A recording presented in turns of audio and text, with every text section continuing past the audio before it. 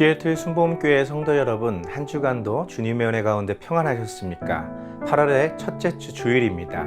이 복되고 귀한 주일 아침에 하나님께 정성껏 예배 드리시고 우리를 위해서 하나님이 베푸시는 크고 놀라우신 사랑과 은혜와 평강이 저와 여러분들의 삶 속에 가득하기를 예수님의 이름으로 축원드립니다. 우리 다 같이 사도신경 하심으로써 8월 1일 첫째 주 성찬주일 예배를 하나님께 드리겠습니다. 전능하사 천지를 만드신 하나님 아버지를 내가 믿사오며 그 외아들 우리 주 예수 그리스도를 믿사오니 이는 성령으로 잉태하사 동정녀 마리아에게 나시고 본디오 빌라도에게 고난을 받으사 십자가에 못 박혀 죽으시고 장사한 지 사흘 만에 죽은 자 가운데서 다시 살아나시며 하늘에 오르사 전능하신 하나님 우편에 앉아 계시다가 저리로서 산자와 죽은 자를 심판하러 오시리라. 성령을 믿사오며 거룩한 공예와 성도가 서로 교통하는 것과 죄를 사하여 주시는 것과 몸이 다시 사는 것과 영원히 사는 것을 믿사옵나이다. 아멘. 오늘 은혜 받으실 하나님의 말씀은 누가복음 18장 9절에서 14절 말씀입니다. 누가복음 18장 9절에서 14절 말씀을 다 같이 한 목소리로 봉독하시겠습니다. 또 자기를 의롭다고 믿고 다른 사람을 멸시하는 자들에게 이 비유로 말씀하시되 두 사람이 기도하러 성전에 올라가니 하나는 바리새인이요 하나는 세리라. 바리새인은 서서 따로 기도하여 이르되 하나님이여 나는 다른 사람들 곧 토색, 불의, 간음을 하는 자들과 같지 아니하고 이 세리와도 같지 아니함을 감사하나이다. 나는 일해에 2번씩 금식하고 또 소득의 11조를 드리나이다 하고 세리는 멀리 서서 감히 눈을 들어 하늘을 쳐다보지도 못하고 다만 가슴을 치며 이르되 하나님이여 불쌍히 여기소서 나는 죄인이로소이다 하였느니라. 내가 너희에게 이르노니 이에 저 바리새인이 아니고 이 사람이 의롭다 하심을 받고 그의 집으로 내려갔느니라.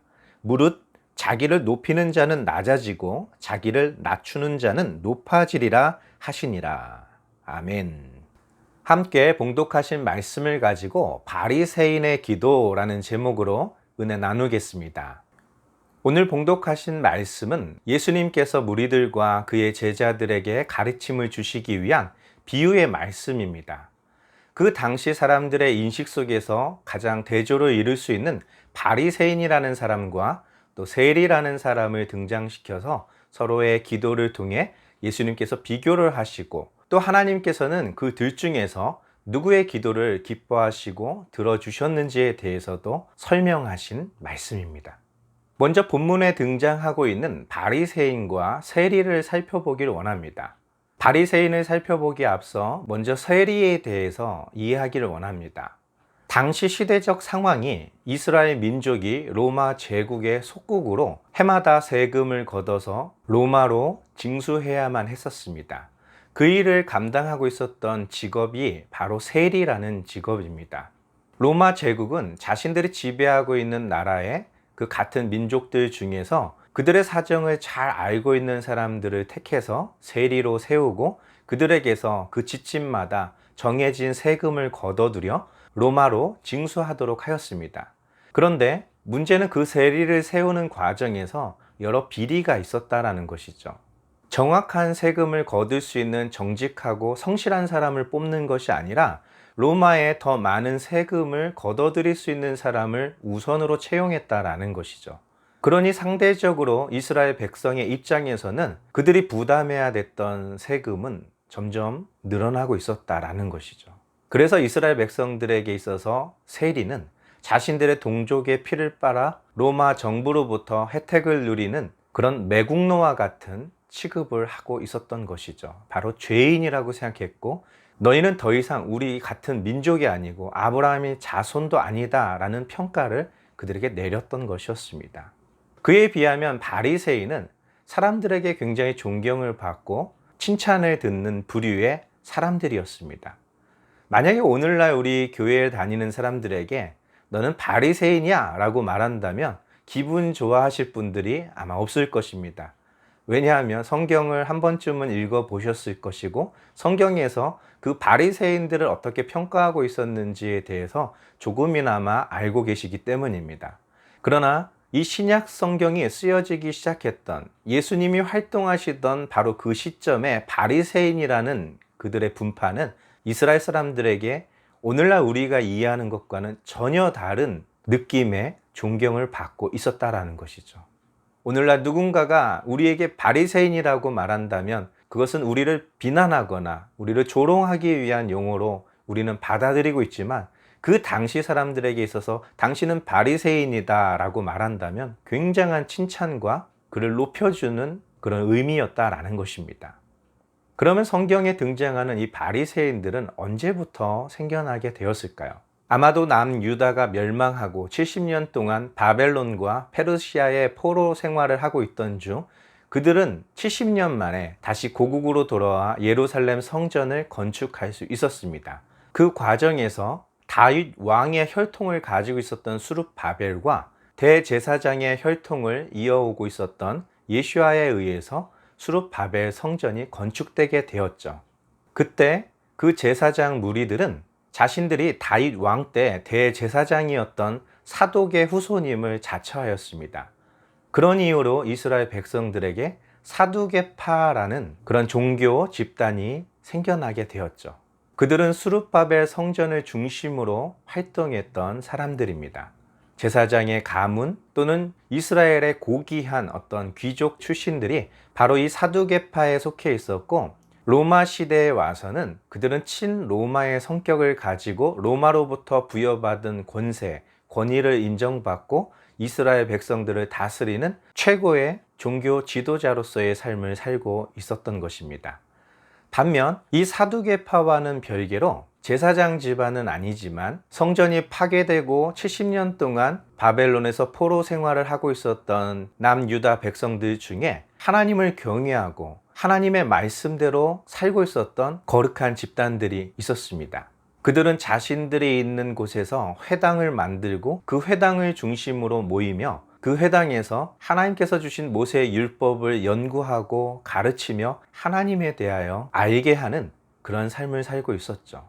그들을 일컬어 바리새파라고 말하고 있었던 것입니다. 그들은 주로 회당을 중심으로 활동했기 때문에 회당에서 율법을 연구하고 그것을 가르치는 그런 서기관, 율법 교사라는 표현으로도 성경에 기록되어 있는데요. 그들은 로마 정부로부터 권위를 인정받고 보호를 받고 있었던 사두개파와는 별개로 백성들의 지지와 백성들의 사랑을 받고 있었던 그런 아주 정결하고 금욕적인 삶을 살고 있었던 그런 분파입니다. 그렇기 때문에 이스라엘 백성들은 그 바리새인들의 모습을 보면서 하나님을 온전히 섬기는 것이 무엇인지 배우고 자신도 그들을 닮아가려고 많이 노력하고 있었습니다. 어쩌면 오늘날 우리 교회에서 존경받는 성도님들의 모습, 그들의 삶, 그것이 바리새인들의 모습이었다라고 볼 수 있는 것이겠죠. 이스라엘 백성들에게는 이 사두개파와 바리새파 말고도 다른 분파 종교 지도자들이 있었습니다. 그 중에 남성 중심의 수도 생활을 하고 있었던 에세네파가 그 한 분파입니다. 그들은 자신이 거처하고 있는 곳에서부터 집단 생활을 하고 있었고 육체의 노동, 금욕적인 삶 이런 것을 통해서 세상에 물들지 않고 세상과는 분리되어 하나님의 말씀대로 삶을 살고자 하는 그런 부류의 분파였었습니다. 이 에세네파는 훗날 쿰난 공동체라는 이름을 갖게 되는데요. 로마로부터 많은 핍박을 당하게 된 후에 그들은 쿰난에 있는 많은 동굴에서 거주하였기 때문이기도 합니다. 그들이 하나님의 말씀대로 살던 그 말씀을 그 동굴 안에 잘 보관하게 되었고 오늘날 사회 사본과 같은 쿰난 동굴에서 발견된 그런 성경의 그런 사본들이 바로 이 에세네파들에 의해서 보존되고 있었던 것입니다. 그들은 특별한 일이 아니면 성전에 모여 활동하는 일이 없었습니다. 어쩌면 광야에서 요단에서 낙타 가죽으로 옷을 입고 메뚜기와 석청으로 음식을 하며 회개하라 천국이 가까웠다 외쳤던 세례 요한이 이 에세네파였을 것으로 생각하고 있습니다. 아마도 광야에서 예수님께서 40일 금식하신 후 요단강에서 세례를 받으셨을 때 많은 사람들은 나사렛 예수가 에세네파의 일원이 되려는 것으로 생각했을 수도 있습니다. 그러나 예수님의 행보는 에세네파와는 별개로 성전 중심으로 하나님의 말씀을 선포하셨고, 여러 회당에 다니면서도 성경에 기록된 모든 하나님의 나라에 대한 일들을 전파하셨던 것이죠. 그래서 사람들은 생각하기를 예수님께서는 바리새파에 소속되길 원하시는구나 라고 생각하게 되었고, 바리새파들이 예수님에게 접근하기도 했었습니다. 그러나 문제가 있다면 바리새인들이 생각하고 있는 안식일의 개념, 그리고 자신이 하나님의 아들이라고 말하는 그 부분 때문에 바리새인들과 종종 마찰을 갖기도 했었죠. 예수님께서는 사두개파에게도 바리새파에게도 에세네파에게도 모두 배척을 당하셨다라는 것이 신약 성경 복음서에 나타난 이야기입니다.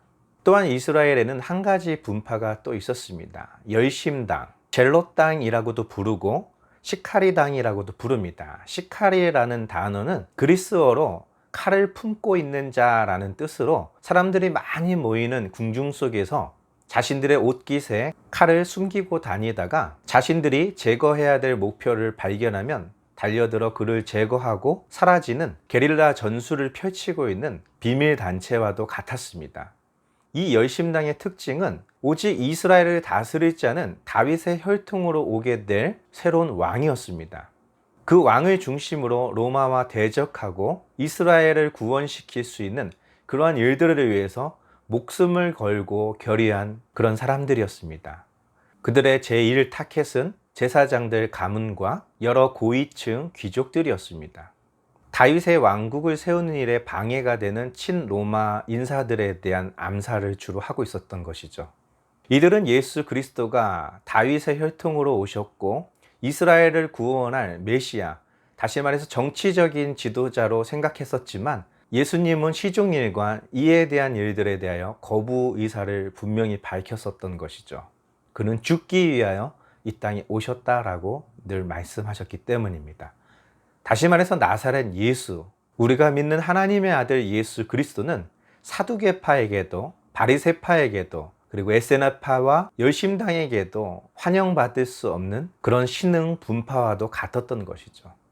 이처럼 이스라엘 백성들을 이끌고 있었던 종교적, 정치적인 구심점들은 사두개파, 바리새파, 에세네파, 그리고 열심당으로 나누어져서 이스라엘 공동체를 이끌고 있었던 것입니다.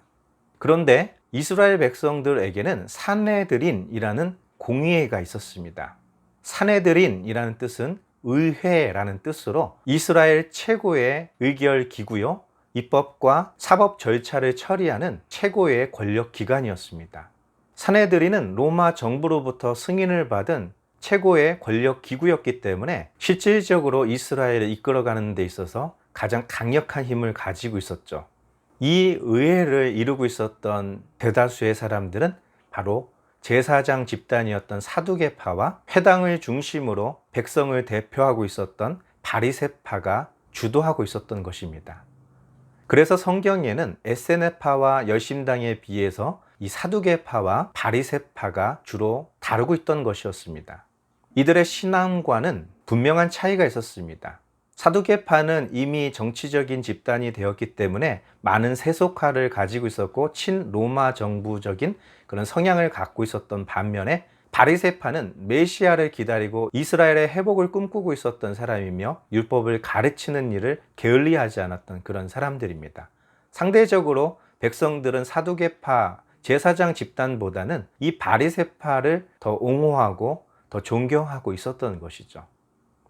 그런 의미에서 바리새인이라는 표현은 오늘날 우리가 생각하고 있었던 것과는 전혀 다른, 정말 자랑스럽고 사람들 앞에 떳떳하고 칭찬받아 마땅한 모습의 사람으로 일컬어졌던 것입니다. 바로 회심하기 전 사도 바울 역시 이 바리새파였던 것을 고백하고 있습니다.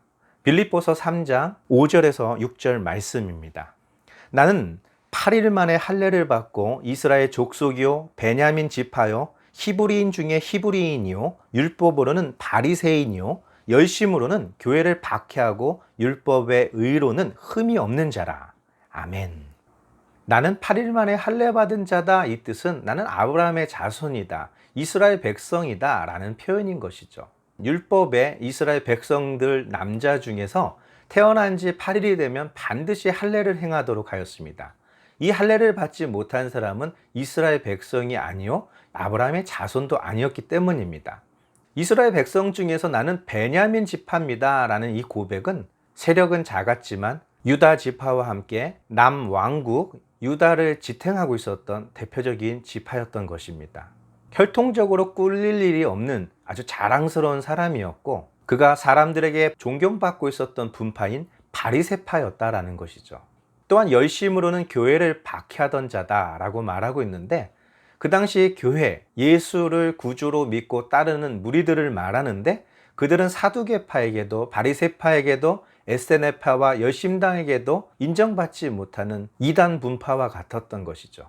그들은 이스라엘 백성들을 매우 미혹시키는 아주 사악한 집단으로 생각하고 있었기 때문에 사도 바울은 그가 회심하기 전 예수를 믿고 있는 남녀노소를 막론하고 그들을 진멸하기로 작정했던 사람이었던 것이죠. 그는 하나님의 말씀을 세우기 위해서, 율법을 온전히 지키기 위해서 교회를 핍박했던 것이었습니다. 다시 말해 율법의 의로는 자신은 완전한 자였다라고 고백할 만한 인물이었다라는 것이죠. 그가 그대로만 살았더라면, 그가 그 길을 그대로만 걷고 있었더라면 그에게는 미래가 보장되었습니다. 그랬던 그가 그 모든 것을 버렸습니다. 도대체 무엇 때문에, 무엇을 얻기 위해서 그 귀한 것들, 그 모든 것들을 다 버렸느냐라고 했을 때 사도 바울은 이렇게 고백하고 있습니다. 빌립보서 3장 7절에서 9절 말씀입니다. 그러나 무엇이든지 내게 유익하던 것을 내가 그리스도를 위하여 다 해로 여길 뿐더러 또한 모든 것을 해로 여김은 내 주 그리스도 예수를 아는 지식이 가장 고상하기 때문이라. 내가 그를 위하여 모든 것을 잃어버리고 배설물로 여김은 그리스도를 얻고 그 안에서 발견되려 함이니, 내가 가진 의는 율법에서 난 것이 아니요 오직 그리스도를 믿음으로 말미암은 것이니 곧 믿음으로 하나님께로부터 난 의라. 아멘. 세상 사람들은 갖고 싶어도 가질 수 없는 사도 바울이 가지고 있었던 그 모든 조건들, 가장 존경받을 수 있고 가장 인정받을 수 있는 그 모든 것들을 배설물처럼 버릴 수 있었던 것은 바로 예수 그리스도 안에서 자신이 발견되기를 원했던 것입니다. 그 어떤 것보다도 예수 그리스도를 아는 지식이 가장 고상해 있고, 밭에 감추어진 보물을 발견한 자가 자신에게 있는 것을 다 팔아 그 밭을 소유하려 한 것처럼 사도 바울은 그 길을 택했다라는 것이죠. 그가 박해했던 예수 그리스도, 그를 믿는 자들을 모두 다 소탕하여 멸절시키려고 했던 그가 왜 그 예수를 위하여 살게 되었는지, 그 이유는 단 한 가지였던 것입니다. 바로 의라는 것이었습니다. 자신은 율법으로는 흠이 없고 율법에 있는 것들을 모두 다 지키기 위해서 목숨까지 아끼지 않았던 자신이었지만, 그런 자신이, 사람들에게 존경받는 모든 배경을 갖추고 있었던 자신이 다메섹 도상에서 사울아 사울아 왜 내가 나를 핍박하느냐 물으셨던 주님 앞에 당신이 누구십니까? 라고 물었던 것이죠. 그때 주님은 사울에게 말씀하셨습니다. 나는 내가 핍박하는 예수다 라고 말입니다. 바리새인으로서, 율법의 완전한 자로서 자신이 하는 모든 것들이 옳다고 믿었던 사도 바울에게는 큰 충격일 수밖에 없었습니다.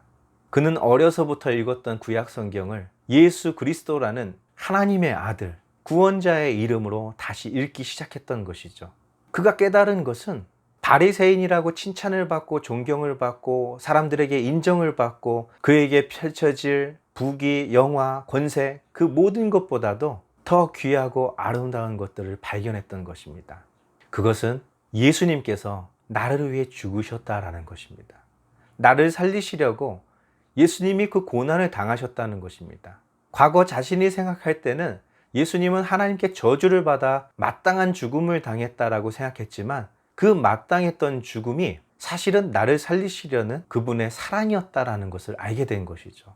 그리고 내가 마땅하다고 여겼던 모든 율법, 내가 자랑하고 있었던 바리새인으로서의 삶, 이 모든 것들이 바로 하나님을 대적하는 죄였다라는 것을 알게 된 것입니다. 다시 말해서 예수 그리스도로 말미암아 하나님께 받은 그 의로움, 그것 말고는 자랑할 것이 없었다라는 것이죠. 오늘 본문 말씀을 한번 보겠습니다. 누가복음 18장 9절에서 14절 말씀입니다. 또 자기를 의롭다고 믿고 다른 사람을 멸시하는 자들에게 이 비유로 말씀하시되 두 사람이 기도하러 성전에 올라가니 하나는 바리새인이요 하나는 세리라. 바리새인은 서서 따로 기도하여 이르되 하나님이여 나는 다른 사람들 곧 토색, 불의, 간음하는 자들과 같지 아니하고 이 세리와도 같지 아니함을 감사하나이다. 나는 일해에 2번씩 금식하고 또 소득의 11조를 드리나이다 하고 세리는 멀리 서서 감히 눈을 들어 하늘을 쳐다보지도 못하고 다만 가슴을 치며 이르되 하나님이여 불쌍히 여기소서 나는 죄인이로소이다 하였느니라. 내가 너희에게 이르노니 이에 저 바리새인이 아니고 이 사람이 의롭다 하심을 받고 그의 집으로 내려갔느니라. 무릇 자기를 높이는 자는 낮아지고 자기를 낮추는 자는 높아지리라 하시니라. 아멘. 바리새인들, 자기 자신이 얼마나 자랑스러웠겠습니까? 율법을 온전히 지켜온 자신의 삶, 얼마나 대견했겠습니까? 그는 부끄럽지 않고 당당했습니다. 그는 자신의 삶이 너무나 대견했습니다. 하나님이 보실 때에도 그럴 거라고 굳게 믿고 있었습니다. 그래서 이렇게 기도할 수밖에 없었던 것이죠. 나는 다른 사람들, 즉 토색하는 자, 불의한 자, 간음하는 자와 같지 않고 동족의 피를 빨아먹는 저 세리와도 같지 않음을 감사합니다 라고 고백할 수 있었던 대목입니다. 이것은 그의 진심 어린 기도였을 것입니다. 토색, 불의, 간음, 그것은 육체적인 것도 있지만 영적인 것도 있습니다. 하나님을 믿는다고 하면서 세속적으로 살아가고 있는 사람들, 하나님 것을 하나님께 드리지 않고 자신의 것으로 움켜쥐고 있는 그런 모든 사람들까지 포함하고 있는 것이겠죠. 그러나 나는 다르다는 것입니다. 나는 하나님 것을 인정하고 있고 나는 하나님 것을 하나님에게 마땅히 드릴 줄 아는 그런 의로운 사람이라는 것입니다. 나는 저 세리와 같이 동족의 피를 빨아먹는 것이 아니라 오히려 동족에게 구제하고 사랑을 베풀며 일주일에 2번씩 금식을 하고 또 하나님 주신 모든 것 중에 11조를 하나님께 드리는 그런 사람이었습니다 라고 고백하는 것이죠. 얼마나 기뻤을까요? 저와 여러분도 하나님 앞에 이런 고백하고 싶지 않습니까?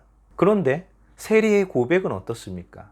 감히 하늘을 우러러 쳐다도 보지 못합니다. 그의 직업, 사람들로부터 받는 손가락질, 저 바리새인처럼 서서 큰 소리로 기도하지도 못하고 속으로 읊조리면서 저 바리새인의 비아냥을 들어가면서 하나님 나를 불쌍히 여겨달라고, 나는 죄인입니다. 사실 저 조롱이 내가 받아야 될 마땅한 조롱이 맞습니다. 그런데 하나님 나 좀 불쌍히 여겨주세요. 나 좀 도와주세요 라는 기도를 드렸던 것이죠. 예수님은 말씀하십니다. 이 바리새인의 기도는 사람들의 칭찬과 존경의 박수를 받고 집으로 돌아갔겠지만 이 세리는 하나님의 용서를 받고 집으로 돌아갔다라는 것입니다. 우리가 만약 받아야 될 것이 있다면 사람들의 칭찬과 사람들의 존경입니까? 하나님의 용서와 사랑입니까? 예수님은 말씀하시죠. 무릇 자신을 높이는 자는 낮아진다라는 것입니다. 낮아진다고 해서 비참해진다라는 뜻은 아니죠. 그냥 그가 받은 것, 그것이 전부라는 것입니다. 이미 너의 상을 다 받은 것이다. 그뿐이라는 것입니다. 그러나 자신을 낮추는 자는 높아진다. 영원히 멸망당할 수밖에 없는 죄인, 지옥에 갈 수밖에 없는 그 모습에서 하나님의 자녀가 되고 하나님의 아들과 딸이 되고 하나님께서 지으신 모든 만물을 다스리는 권세가 주어진다라는 것이죠. 여러분들은 무엇을 택하겠습니까? 오늘날 교회는 바리새인이라는 소리를 들으면 아마 화를 낼 것입니다. 그런데 생각해 보십시오. 이미 우리들의 모습은 바리새인입니다.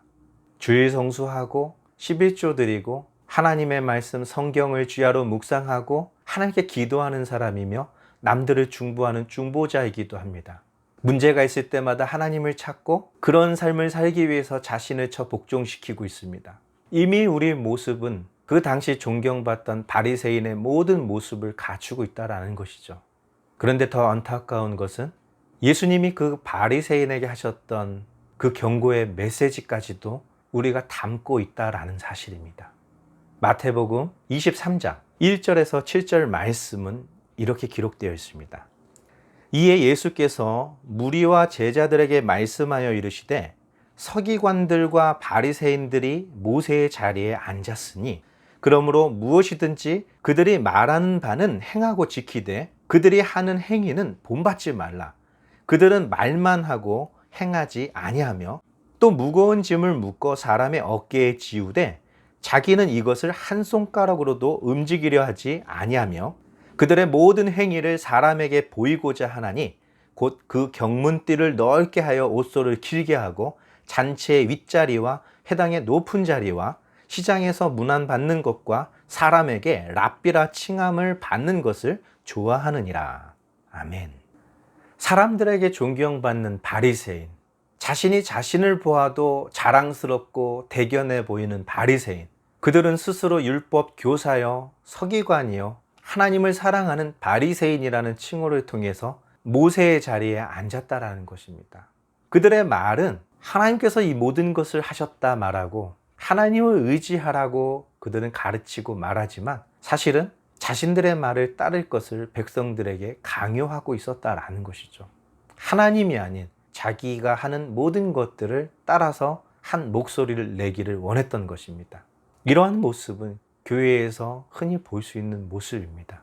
전도를 많이 하시는 분, 봉사를 열심히 하시는 분, 기도를 많이 하시는 분, 여러 가지 은사를 가지신 분, 또한 11조와 헌물을 많이 하시는 분, 그분들의 눈에 거슬리는 행동을 하는 사람이 있다면 그 교회를 더 이상 다니시기 힘드실 것입니다. 그들은 생각하기를 그것이 이 교회를 튼튼히 하고 견고히 하고 올바로 세우는 하나님의 뜻이라고 믿고 있겠지만, 그러나 성경은 바리새인들에게, 오늘날 외식하는 믿음의 사람들에게 이렇게 경고하고 있다라는 사실입니다. 마태복음 23장 13절 말씀입니다.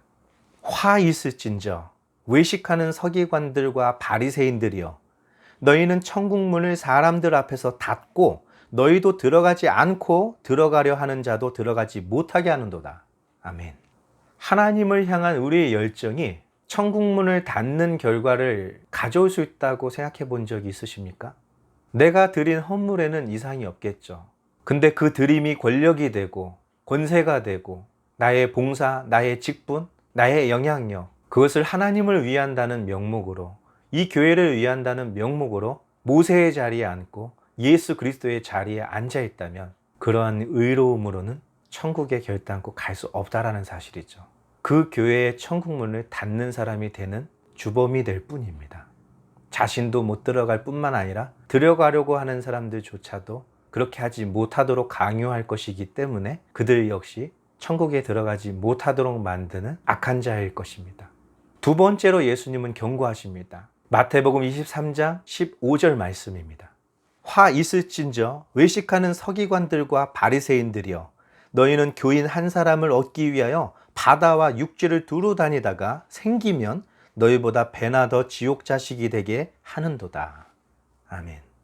천하를 다니며 바다를 건너 육지를 횡단하며 겨우겨우 얻은 그 천하보다도 귀한 그 한 영혼을 하나님의 자녀, 예수 그리스도의 사람이 되지 않고 나의 사람, 내 말을 듣는 사람, 나를 지지하는 사람으로 만든다면 그 사람은 그것이 옳은 길이라고 생각하고 자기 자신도 다른 사람들에게 그와 같이 행할 것입니다. 아마 그는 배운 것보다, 자신이 경험한 것보다 더 큰 악을 행하게 될 것입니다. 세 번째로 예수님은 경고하십니다. 마태복음 23장 16절 말씀입니다. 화 있을진저 눈먼 인도자여, 너희가 말하되 누구든지 성전으로 맹세하면 아무 일 없거니와 성전에 금으로 맹세하면 지킬지라 하는도다. 아멘. 주님은 눈먼 인도자라고 말씀하십니다. 이 성전에서 맹세한 것, 그것에 대해서는 관대한 태도를 취합니다. 그럴 수도 있지. 사정이 그러니 못 지킬 수도 있지. 괜찮아. 하나님이 다 아실 거야. 이렇게 관대한 그들이 성전의 금, 다시 말해서 교회의 이권과 재산, 자신의 통제권 안에 있는 것들로 인하여 맹세하거나 약속했던 것들에 대해서는 집요하게 끝까지 지키라고 요구하고 있다는 것이죠. 그들은 눈먼 장님과 같이 더 이상 하나님이 보이지 않는 것이죠. 그 교회의 주인이 내가 되었기 때문입니다. 성전의 금이라는 것은 내가 가져다 놓은 모든 것을 말하는 것이죠. 그것이 물질일 수도 있고 헌신일 수도 있고 내가 지금까지 이룩한 신앙의 열매일 수도 있습니다. 그것에 목숨 거는 자, 외식하는 눈먼 자일 뿐입니다. 네 번째로 주님은 경고하고 있습니다. 마태복음 23장 23절 말씀입니다. 화 있을진저 외식하는 서기관들과 바리새인들이여 너희가 박하와 회향과 근체의 11조는 들이되 율법에 더 중한 바 정의와 긍휼과 믿음은 버렸도다. 그러나 이것도 행하고 저것도 버리지 말아야 할지니라. 아멘. 바리새인들의 특징은 안식일을 지키는 것, 금식하는 것, 구제하는 것, 그리고 그와 더불어 하나님의 것을 구별하여 드릴 줄 아는 11조 생활을 하는 것이었습니다. 그것이 그들의 자랑이고 그들의 기쁨이었던 것이죠. 박하, 해양, 근체, 어찌 보면 귀한 것이고 어찌 보면 그렇지 않을 수도 있는 것의 11조까지도 다 챙겨서 드릴 줄 아는 철저한 그런 삶을 살고 있지만 율법에서 더 중요하게 여기고 있는 정의와 긍휼, 그 믿음은 버리고 있었다라는 것입니다. 주님은 말씀하십니다. 그러한 11조 생활, 그것도 행해야 되지만 그것보다 더 중요한 것은 하나님이 너에게 요구하셨던 정의, 그리고 너를 힘들게 했던 사람들에 대한 용서와 긍휼, 그리고 하나님께 향한 그 믿음이 너에게 있어야 한다라는 것이죠. 다섯 번째, 마태복음 23장 25절에 이렇게 기록되어 있습니다. 화 있을진저 외식하는 서기관들과 바리새인들이여 잔과 대접의 겉은 깨끗이 하되 그 안에는 탐욕과 방탕으로 가득하게 하는도다. 아멘. 바리새인들의 그릇, 그들의 겉모습, 그들의 행실, 그들의 말, 그들이 행하고 있는 모든 것들은 참으로 고귀하고 깨끗하고 거룩해 보입니다. 칭찬받을 만합니다. 근데 그 마음 안에는 남에게 보이지 않는 탐욕, 그리고 사람들 앞에서 부끄러운 방탕이 가득히 담겨져 있다라는 것이죠. 어쩌면 오늘날 교회를 떠나고 하나님을 멀리하는 사람들 중에 대다수는 성직자들과 교회 지도자들 속에 담겨져 있던 그 탐욕과 그 더러운 방탕함을 엿보게 되었던 사람들일 것입니다. 믿었던 그들에게서, 존경했던 그들에게서 발견한 그 더러운 모습들, 그 탐욕들, 그것으로 인하여 자신들이 그를 믿고 지금까지 행했던 모든 것들이 너무나 부끄럽기도 하고 억울하기도 하고 화가 나기도 하고, 그렇게 주님 품을 떠난 많은 크리스찬들이 얼마나 많이 있는지 우리는 깨달아야 된다는 것이죠. 여섯 번째로 주님은 경고하십니다. 마태복음 23장 27절 말씀입니다. 화 있을진저 외식하는 서기관들과 바리새인들이여 회칠한 무덤 같으니 겉으로는 아름답게 보이나 그 안에는 죽은 사람의 뼈와 모든 더러운 것이 가득하도다. 아멘. 서기관들과 바리새인들, 그들은 회칠한 무덤과 같다라는 것입니다.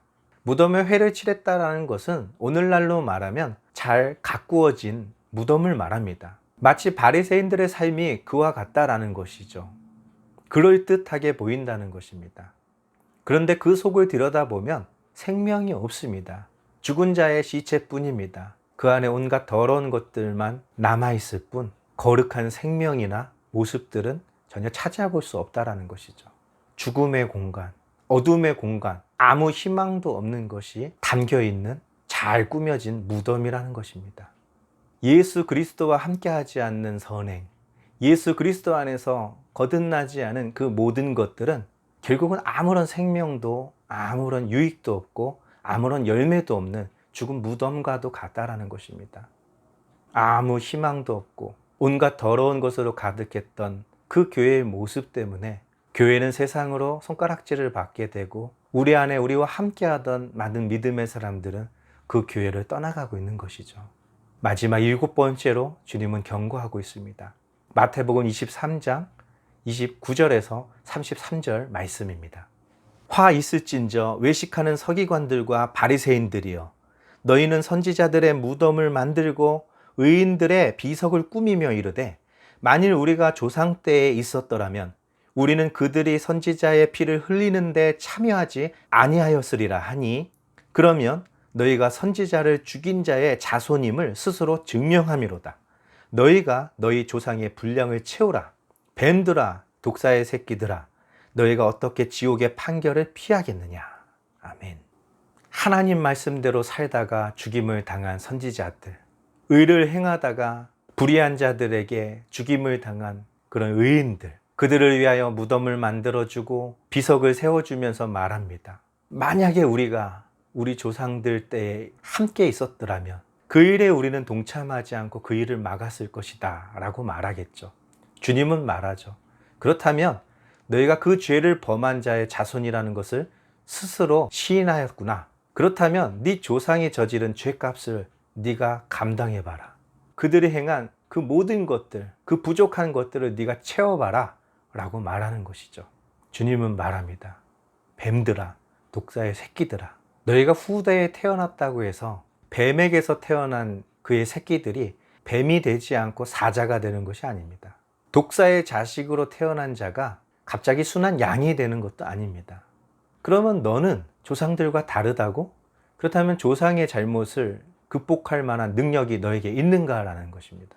너 역시도 조상과 똑같은 그들이 행했던 악을 똑같이 행하고 있는 뱀이요, 독사의 자식인데 너의 죄값조차도 지불할 수 없는 그런 연약한 자가 남의 죄까지 감당할 수 있겠는가라는 것이죠. 결국 너희는 지옥의 판결 앞에서 그것을 어떻게 견디려고 하니? 라는 말씀으로 예수님은 그 경고를 마치고 있는 것이죠. 이 경고는 우리에게도 동일합니다. 교회들이 잘못을 했죠. 교회들이 어리석은 선택도 했습니다. 많은 믿음의 사람들이 그 믿음을 저버리고 그 믿음의 길에서 떠났습니다. 우리는 그렇지 않다고 자유로울 수 있을까요? 우리는 앞으로 그런 일들을 하지 않을 거라고 그 과거의 잘못까지 없어지는 것일까요? 그렇지 않다라는 것입니다. 과거에 잘못했던 내가 하지 않은 잘못이든 세상은 그것은 교회의 책임으로 물을 것입니다. 세상 끝날까지 그 오명을 벗을 수 없을 것입니다. 우리가 더 거룩해진다고 해도, 우리가 더 열심히 그들 앞에 하나님을 믿는 자로서 하루하루를 살아간다고 해서 지금까지 받았던 모든 오명들, 그 모든 것들이 사라지지 않을 것입니다. 조금은 그들의 마음에 다가갈 수는 있겠죠. 그러나 하나님의 심판 앞에서는 우리 선대들의 잘못이나 우리의 잘못이나 앞으로 미래의 교회가 행하게 될 모든 것들이나 그 판결을 피할 수 없을 것입니다.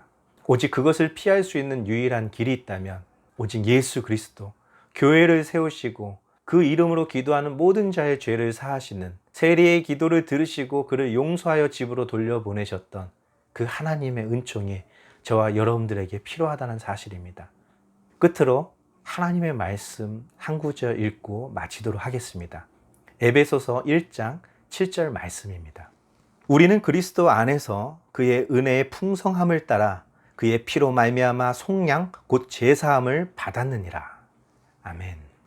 바로 예수 그리스도의 피가 아니었다면, 예수님이 나를 위해서 죽으시지 않으셨다면, 예수님이 오늘날 이 땅에 세워진 수많은 교회와 우리 시애틀 순복음교회를 위해서 십자가에서 피 흘려 죽지 않으셨더라면 우리의 그 어떤 노력도, 우리의 그 어떤 열정도, 우리의 그 어떤 선함도 회칠한 무덤과 같을 것이고 아무 유익이 없고 눈먼 자가 인도하는 것처럼 천국 문을 닫고 우리도 들어가지 못하고 다른 모든 사람도 들어가지 못하게 하는 그런 외식하는 자가 될 뿐입니다. 오직 예수 그리스도만이 희망입니다. 예수 그리스도만이 우리 교회의 희망입니다. 오직 그 예수 그리스도 안에 거하는 삶, 그 안에서 믿음의 가정을 세워가고 믿음의 공동체 안에서 하나님의 은혜를 누리며 사는 우리의 모든 삶, 이건 말고는 다른 길이 없다라는 것입니다. 바리새인의 기도가 아니라 하늘에 계신 우리 아버지요, 그의 이름이 영광스럽게 되기를 원하고 그분이 또한 우리에게 일용할 것을 주시며 우리의 모든 죄를 사하시고 우리 또한 우리에게 죄 지은 자를 사하게 해달라고 간구하는 주님이 가르쳐 주신 그 기도, 그 기도가 우리의 기도가 되어야 될 줄 믿습니다. 주님 오시는 그날까지 거룩하게 살아가는 우리 모두가 되기를 예수님의 이름으로 축원드립니다. 다 같이 기도하겠습니다. 살아계신 하나님, 감사와 찬양과 경배와 영광을 돌립니다. 주님 없이는 아무것도 아닙니다. 예수 그리스도의 이름이 아버지 드러나지 않는 것은 더 이상 교회도 신앙인도 믿음도 아닙니다. 오직 예수 그리스도만이 우리 안에서 아버지 하나님의 영광을 받게 도와주시고 우리는 그 그 예수 그리스도 안에서 발견되게 도와 주옵소서. 우리의 믿음과 우리의 작은 신앙의 이 봉사, 이 모든 열정, 헌물, 이 모든 것들이 예수 그리스도를 위한, 예수 그리스도에 의한, 예수 그리스도 안에서 행해지는 아름다운 열매가 되게 도와 주시옵소서. 예수님의 이름으로 감사하며 기도드리옵나이다. 아멘.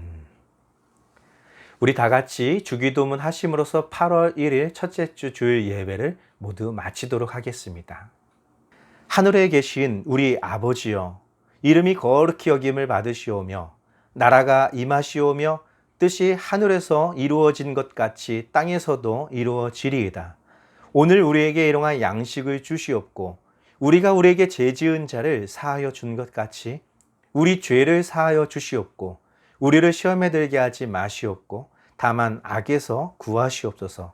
나라와 권세와 영광이 아버지께 영원히 있사옵나이다. 아멘.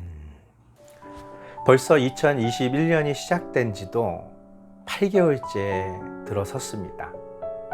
여러분 새해 첫날 하나님께 기도했던 그 기도 제목들, 그리고 하나님께 서원했던 그 모든 열정들 잘 지키고 계십니까?